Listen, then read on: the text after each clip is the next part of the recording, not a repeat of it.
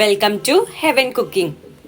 இன்னைக்கு நம்ம ரொம்பவே ஹெல்தியான வெஜிடபிள் கார்ன் சூப் தான் எப்படி பண்றதுன்னு சொல்லி பார்க்க போறோம்.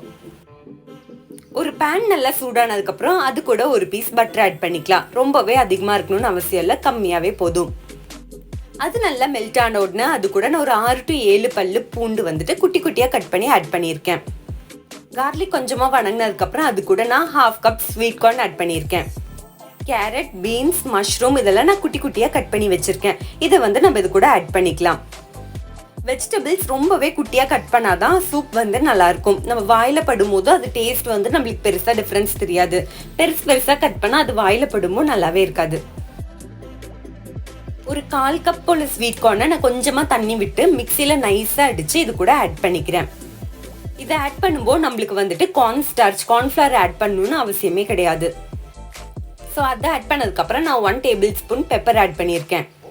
இது ஒரு 2 மினிட்ஸ்க்கு நல்லாவே வணக்கிக்கலாம்.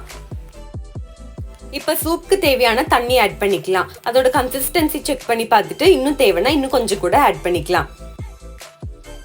கொஞ்சமாக மல்லி இலையும் சூப்புக்கு தேவையான அளவு உப்பு ஆட் பண்ணிட்டு இது ஒரு மூடி போட்டு நல்லாவே கொதிக்க விட்டுறலாம்.